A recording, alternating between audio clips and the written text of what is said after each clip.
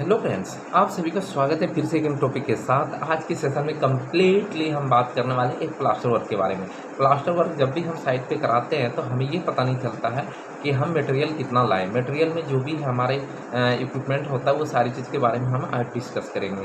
उम्मीद करता हूँ कि ये वीडियो आप पूरी देखेंगे। चलो शुरू करते हैं। तो आज की सेशन फाइनली मैंने आप सभी के साथ सामने मैंने शो कर दिया है स्क्रीन के ऊपर, ठीक है। तो यहाँ पे है how to calculate cement and sand on brick wall plaster. जब भी हम करते हैं ब्रिक वॉल पे करते हैं या तो हम आपने देखा होगा कि एसएससी ब्लॉक होता है हमारा, फ्लाई एस ब्रिक होता है, मतलब प्लास्टर किसी भी सरफेस पे हो सकता है, राइट। तो अगर इस टाइप की वर्क है तो हम ब्रिक वर्क के बारे में हम बात कर रहे हैं। ब्रिक वर्क के ऊपर जो हम प्लास्टर करते हैं उसके बारे में, राइट। अब क्या है एक्चुअल में कि मैंने जो ये वीडियो बनाया इसलिए बनाया क्योंकि ऑलरेडी मैंने वीडियो बना रखा है, बहुत पहले बनाया था, राइट। लेकिन यहाँ पे 5-6 व्यूअर्स ने हमें कमेंट्स किया है कि सर प्लास्टर के ऊपर कंप्लीट एक वीडियो बनाइएगा ताकि उस वीडियो के रेफरेंस से किसी भी प्रकार के साइट पे कोई भी वर्क हो हमारा तो हम उसको ईजी तरीके से फाइंड कर पाऊँगा, राइट। तो उसी कमेंट को हम देख के हमने इस वीडियो को बनाया है। तो चलो आपके मन में भी कोई सवाल है, डाउट्स है, अगर है तो आप भी कमेंट करके हमसे पूछ सकते हैं और हम जल्द उनका रिप्लाई देंगे। तो चलो शुरू कर लेते हैं। अब देखो कुछ इस प्रकार से यहाँ पे एक सोल्यूशन मैंने लिखा है और सोल्यूशन का सारे स्पेसिफिकेशन, ये स्पेसिफिकेशन मैंने इसलिए सबसे पहले लिख के रखा है ताकि आपका टाइम वेस्ट ना हो ज़्यादा, राइट। अब देखिए यहाँ पे क्या है कि एक्चुअल में ये मैंने 10 फुट का, समझ लो कि एक दीवार है 10 फुट बाय 10 फुट। इसका मतलब है कि 10 फुट लंबा है और 10 फुट चौड़ा है दीवार की, राइट। अब इसमें प्लास्टर की जो हम देखेंगे यहाँ पे जो मैंने लिया है थिकनेस ऑफ मोटार 15 mm। तो देखिए प्लास्टर की जो थिकनेस होता है 3 टाइप्स की होती है जो जनरली साइट पे हम लोग कराते हैं, देखते हैं, राइट। अब बोलो क्यों? क्योंकि इंटरनल प्लास्टर जो होता है ना तो 2 तरह का प्लास्टर होता है, एक ही वॉल पे 2 तरह के प्लास्टर होता है। रीज़न क्या है कि आपने देखा होगा कि जब भी ब्रिक वर्क होता है साइट पे एक तरफ मेसन खड़ा होता है और एक तरफ से धागा वगैरह लेके वो खड़ा रहता है। तो जिस तरफ मेसन खड़ा रहेगा, जिस तरफ से सूत को बांध के वो ब्रिक को काम करेगा ब्रिक वर्क में, तो एक तरफ से क्या होता है दीवार एकदम बिल्कुल प्लेन होती है, स्मूथ सरफेस होती है, राइट।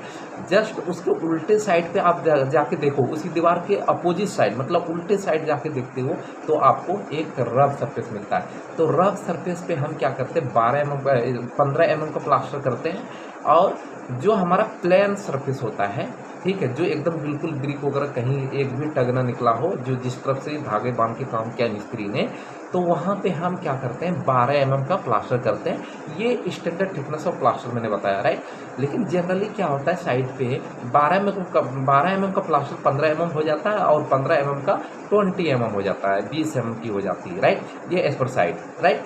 अब क्या है कि जो अब 20 mm का एक प्लास्टर होता है हमारा जो कि कम्प्लीटली 20 mm से कम नहीं होता है। 20 mm वाली प्लास्टर 1 इंची में कवर कर जाती है। अगर आपकी स्मूथली है तो पहले एक्चुअल में होता क्या है कि अगर आपको लगता है कि नहीं बहुत ज़्यादा रफनेस है, ठीक है, जब भी आप प्लास्टर कराते हो, ठीक है, जब भी प्लास्टर आप कराते हो तो वहाँ पे एक जो है ना टिक्की सा हम सीमेंट का पेस्ट गोला गोला सा बनाते हैं इसमें, ठीक है। उससे क्या करते हैं पूरी दीवार को हम लेवल कर लेते हैं साउल की हेल्प से, राइट।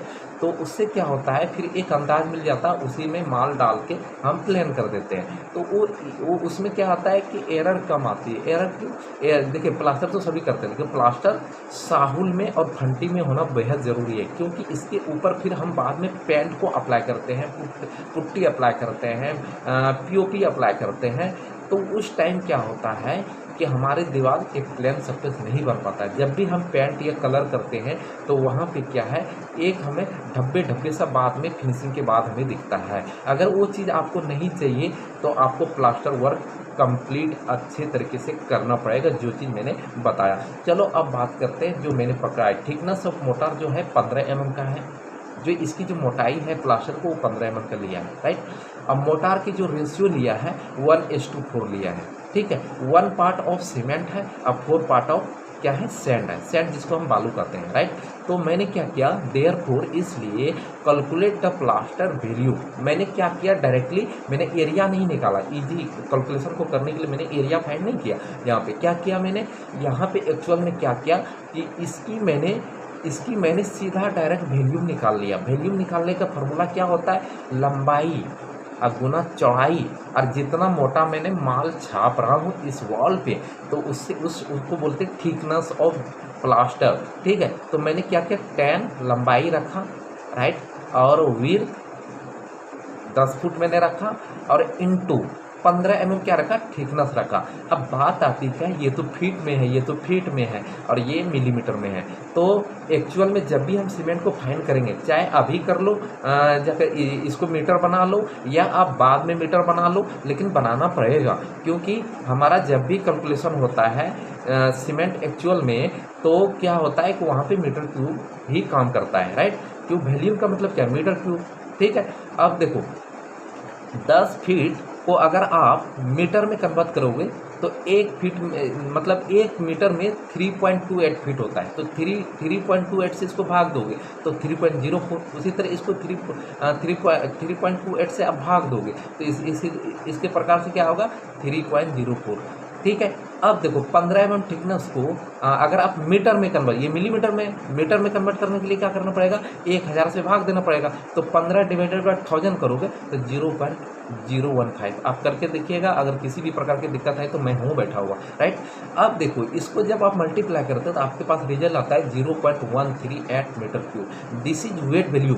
जब भी एक्चुअल हम साइड पे मेजर करते हैं, जो भी वैल्यू हम कैलकुलेट करते हैं वो हमारा वेट वैल्यू होता है, और हमें ड्राई वैल्यू में इसे कन्वर्ट करना पड़ेगा। क्यों, क्योंकि जब भी हमारा मटेरियल साइड पे आता है वो सूखे फॉर्म होता है, ड्राई फॉर्म होता है, इसलिए। और जब ड्राई फॉर्म होता है, जब उसके अंदर पानी डालते हैं, वेट गीला करते हैं, तो क्या करते हैं 33% सुकर जाता है। इसीलिए 33% हमें क्या करना पड़ता है, इस वैल्यूम का, एक्चुअल वैल्यूम का जो मैंने साइड पे मेजर लिया था उसमें क्या करना पड़ता है, 33% इंक्रीज करना पड़ता है, राइट। तो इसीलिए मैंने लिखा है convert to the dry volume equal to 0.138 into 1.33। 1.33 क्यों, क्योंकि 33%, अगर आप 0.138 कैलकुलेशन करोगे, आप प्लस 1.33 या 33% भी डायरेक्ट करोगे तो 1.33 आएगा, क्योंकि वैल्यूम आप कैलकुलेट कैसे करोगे, 1 प्लस यही करोगे ना, और 33 डिवाइडेड बाई 100 जब आप करोगे तो 1.33 आपके पास आएगा, राइट।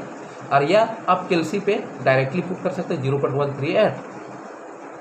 देखो आप प्लस कितना इंक्रीज किया, 33 लिख के परसेंटेज का सिंबल लगाइए, इक्वल दबाइए, तो आपके पास ये आएगा 0.183 मीटर क्यूब। क्लियर है, यहाँ तक इजी था, यहाँ तक हमें करना जरूरी था। अब बात आता है कि सीमेंट की पेस्ट कैसे निकाल। अब आता एक हमारे पास सम ऑफ रेशियो, जो कि मैंने यहाँ पे मेंशन कर रखा है, sum of ratio. Sum of ratio क्या, जो भी मैंने मोटार का रेशियो लिया है, ठीक है, 1 पार्ट ऑफ सीमेंट और 4 पार्ट ऑफ बालू लिया था, राइट।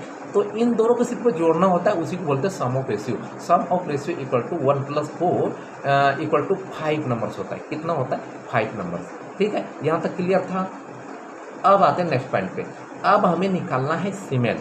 क्लियर है, cement equal to dry volume into 1 divided by sum of ratio. 1 कहाँ से आया, 1 मतलब क्या, ये जो रेशियो था 1 पार्ट ऑफ सीमेंट। पहला पार्ट हम क्या रखे, सीमेंट, इसलिए सीमेंट की पार्ट को वहाँ पे मैंने पुट किया, क्या किया 1 divided by sum of ratio, जो मैंने बताया, जो दोनों रेशियो को जोड़ के जो 5 आ रहा वो है, into density of cement. Density of cement, किसी भी चीज़ का वेट निकालने के लिए हमें डेंसिटी आनी उस मटेरियल की बेहद ज़रूरी है।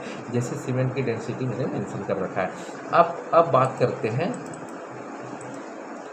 एक सेकंड कर लो, ठीक है। अब देखिए ड्राई वैल्यूम कितना मेरा निकला था, 0.183। ठीक है, आपका 0.184 भी आ सकता है, क्योंकि मैंने राउंड फिगर में पकड़ा है, राइट। अब क्या है, मल्टीप्लाई है, मैंने मल्टीप्लाई का सिंबल लगाया। 1 क्या है, 1 पार्ट ऑफ सीमेंट है तो 1 लगाया। डिवाइडेड बाय मैंने कितना किया, डिवाइडेड बाय हम कर देते हैं, सॉरी, डिवाइडेड हाँ, डिवाइडेड बाय कितना, sum of ratio. Sum of ratio कितना निकाला मैंने, 5। ठीक है, फिर मैंने मल्टीप्लाई किया।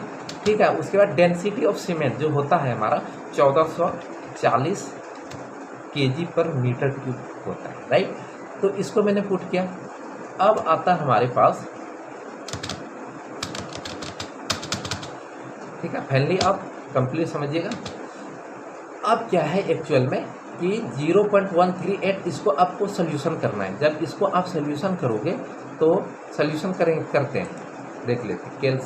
कैलकुलेटर निकाला, ठीक है, देन यहाँ पे हम पुट कर रहे हैं, ठीक है।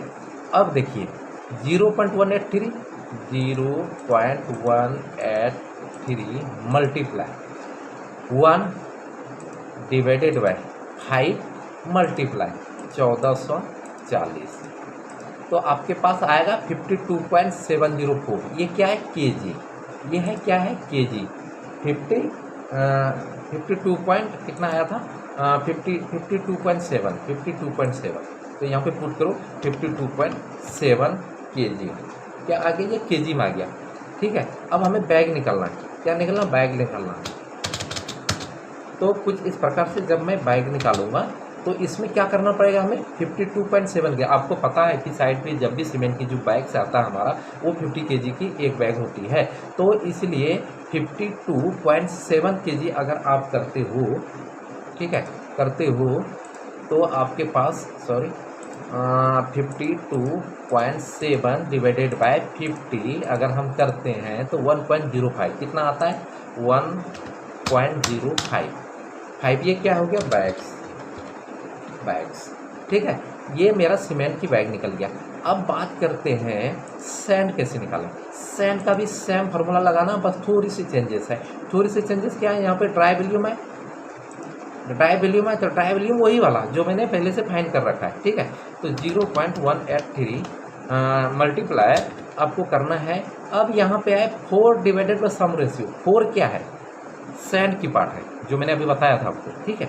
तो 4 divided by 5, sum of ratio में कोई चेंजेस नहीं, ठीक है। फिर मल्टीप्लाई आपको करना है 35। ये बताएंगे अभी 35 क्या है? 35.31, ठीक है। उसके बाद आपका जो रिजल्ट आएगा इसको खाली सोल्यूशन करना है। इसको क्या करना है? सोल्यूशन करना है। चलो प्रिंसिपल, ठीक है, कुछ इस प्रकार से। अब देखिए यहाँ पे 0.183 अब मल्टीप्लाई करना है आपको 4 डिवाइडेड बाय 5 अब मल्टीप्लाई अगेन 35.31 से मल्टीप्लाई कर दिया तो आपके पास आता है 5.16। कितना आता है आपके पास? 5.16 CFT, ठीक है। ये CFT का मतलब होता है क्यूबिक फीट। और 35.31 क्यों लिया? डेंसिटी। अगर हम केजी में इन चीज़ों को निकालता तो डेंसिटी की ज़रूरत पड़ती, तब सैंड की डेंसिटी वेरीफाई करती हमारा 1450 से लेके 1550 के बीच, ठीक है। उसी के बीच हम कोई मेंशन करते 1550, तो सेम पॉइंट ये केजी में रिजल्ट देता। लेकिन जब भी हमारा जो माल आता है, जब भी साइट पे जहाँ से भी आप माल को परचेस करते हो, मटेरियल को परचेस करते हो, तो उसको क्या आता है? CFT में आता है। इसलिए 1 मीटर क्यूब में 35.31 CFT होता है। मतलब 1 मीटर क्यूब का माल अगर आप खरीदते हो, सपोज करो अगर उसको आप क्यूबिक फीट में कन्वर्ट करोगे तो 1 मीटर क्यूब माल में 35.31 CFT होता है। इसीलिए मैंने डायरेक्टली मल्टीप्लाई किया 35.31, तो आपके पास रिजल्ट ये आ गया, ठीक है। तो अब ये वीडियो कैसा लगा कमेंट सेक्शन में ज़रूर बताइएगा। और अगर फाइनली आप फर्स्ट टाइम हमारे चैनल को विजिट कर रहे हो, वॉच कर रहे हो, तो ज़रूर हमारे चैनल को सब्सक्राइब कीजिए ताकि आपको ऐसी इन्फॉर्मेशन मिल पाए, ठीक है। और हम अपने चैनल पे ETABS का कोर्स स्टार्ट करने वाले हैं। ETABS का कोर्स बोले तो ETABS में जो स्ट्रक्चर सॉफ्टवेयर होता है, ठीक है, उसको कैसे डिजाइन करते हैं अपने स्ट्रक्चर को, ठीक है, वो सारी चीज़ पार्ट इसी वीडियो में मिलेगा। इसमें क्या क्या हम करने वाले हैं कि एक ETABS करने वाले हैं, RC/DC करने वाले हैं और सेप करने वाले हैं। ये तीनों सॉफ्टवेयर आपको फ्री ऑफ कॉस्ट सीखने को यहाँ से मिलेगा। तो चलो अब रख देते हैं, मिलते हैं नेक्स्ट वीडियो में, ठीक है, बाय बाय।